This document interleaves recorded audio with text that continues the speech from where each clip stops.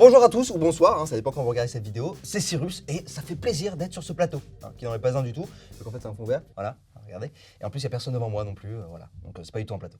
Ça par contre, ça c'est un plateau, voilà. On s'en tape, l'année dernière j'avais fait une rétrospective de ce qui s'était passé l'année dernière, donc l'année d'avant du coup, 2016, bravo, il y en a qui suivent. Je vais vous dire qu'il n'y a personne, donc je parle dans le vide.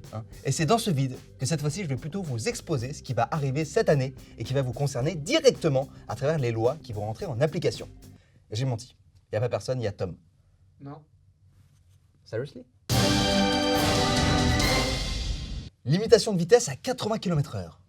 À partir de juillet 2018, la vitesse max des voitures passe de 90 km/h à 80 km/h sur les routes secondaires à double sens. Alors pourquoi? Il y en a qui disent que c'est pour remplir les caisses de l'État.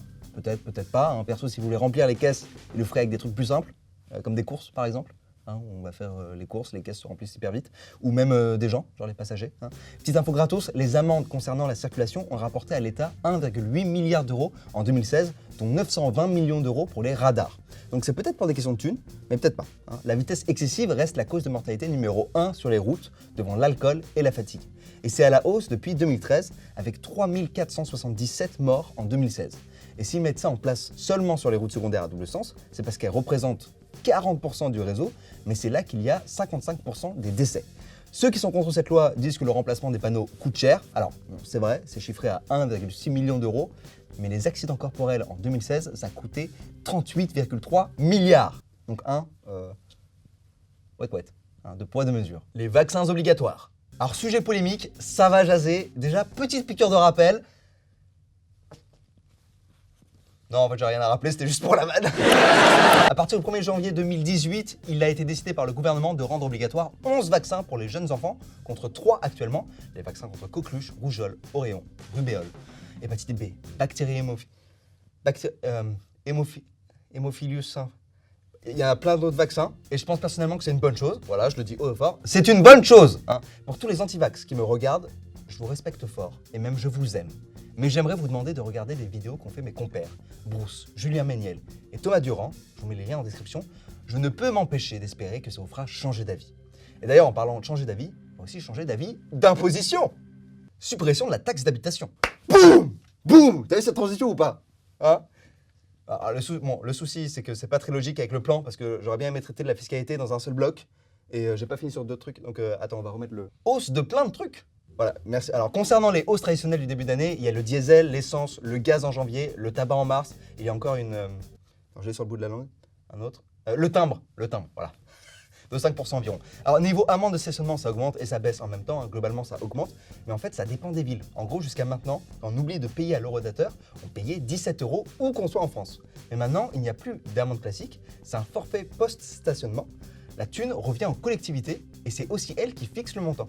Par exemple, c'est 60 € à Lyon et 10 € à Castres. C'est là. Suppression de la taxe d'habitation. Voilà, donc on peut revenir à ce que je voulais vous dire avant, la grosse promesse d'Emmanuel Macron. 80% des ménages devraient donc payer 30% de moins sur leur taxe d'habitation en 2018, 65% de moins en 2019 et plus rien en 2020. C'est aussi pour ça que les collectivités doivent trouver de nouvelles sources de financement. Suppression de l'ISF. Alors il y a d'autres impôts qui sont supprimés et pas forcément ceux que vous payez. Ou alors je vous demanderai peut-être de checker ma page Tipeee à la fin de la vidéo. Évidemment, je vais parler de la suppression de l'ISF, impôt sur la fortune. Il va être remplacé par l'IFI, impôt sur la fortune immobilière. En gros, avant, les plus fortunés, ils déclaraient l'intégralité de leur patrimoine à l'ISF. Yacht, voiture de luxe, maison de vacances, iPhone 10, etc. Au-delà d'1,3 million d'euros, ils devaient payer l'ISF. Aujourd'hui, le patrimoine immobilier sera taxé, seulement lui, pas le reste. Le seuil reste le même, donc forcément, il y aura moins de gens qui vont payer, environ 150 000 personnes de moins, et ça devrait coûter à l'État 3,2 milliards d'euros. Alors le gouvernement explique que l'objectif c'est de maintenir les plus riches en France et encourager leurs investissements dans les entreprises. Et d'ailleurs, la ministre du Travail, Muriel Pénicaud, va du coup économiser 62 000 € d'ISF et elle s'est engagée à les investir. Merci Muriel. Incroyable. La flat tax. Pour vous expliquer la flat tax, je dois vous expliquer les revenus du capital. Évidemment, je ne parle pas de l'émission de TV qui a été présentée par un mec qui a un très gros sourcil. En gros, les revenus du capital, c'est les revenus liés aux intérêts ou aux dividendes par exemple. Avant, c'était imposé avec un barème progressif avec un maximum de 60,5%. Maintenant, c'est prélèvement forfaitaire unique imposé à 30% pour tout le monde. Après, si le mode progressif était plus intéressant pour vous, vous pouvez choisir de rester sur ce mode-là. C'est la même logique qu'il y a derrière la suppression de l'ISF. moins taxer le capital pour booster les investissements. Bon, après, pour pouvoir financer ces pertes, le gouvernement se repose sur diverses réformes, mais j'espère qu'il ne va pas se reposer très longtemps parce qu'il y a quand même du taf. Donc voilà, les deux réformes dont je viens de vous parler, elles favorisent les plus riches, au moins à court terme, mais le gouvernement fait le pari qu'à long terme, ça profitera à tous. On verra.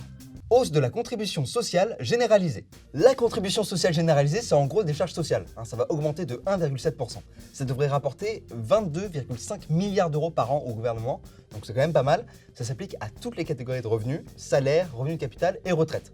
Alors après, c'est compensé par d'autres suppressions de cotisations sociales, mais le problème, c'est que 60% des retraités ne bénéficieront pas de la suppression de ces cotisations-là. Bon, après, le gouvernement répond que la taxe d'habitation diminue, donc ça compense quand même. Bon voilà, on compense par-ci ou compense par-là. Moi, tant qu'on pense, ça me va. Alors, en vrai, je vous mettrai des liens dans la description si vous voulez creuser. Voilà. Je vous mettrai des liens aussi si vous voulez acheter des pelles et tout. Pour creuser. J'arrête. Baisse des APL. On en avait parlé en octobre dernier, tout le monde était vénère. Ils maintiennent la loi, mais pour l'immobilier privé. Enfin, ils la maintiennent aussi pour les logements sociaux, mais en fait, ça devrait pas se voir parce que le loyer va baisser du même montant en même temps. Et ça va faire gagner à l'État 800 millions d'euros en 2018. Hausse des indemnités de stage. Alors calme-toi, jeune stagiaire, calme-toi. T'emballes pas parce que je te jure que c'est pas ouf, mais en gros, l'indemnité de stage minimum augmente de 20 euros.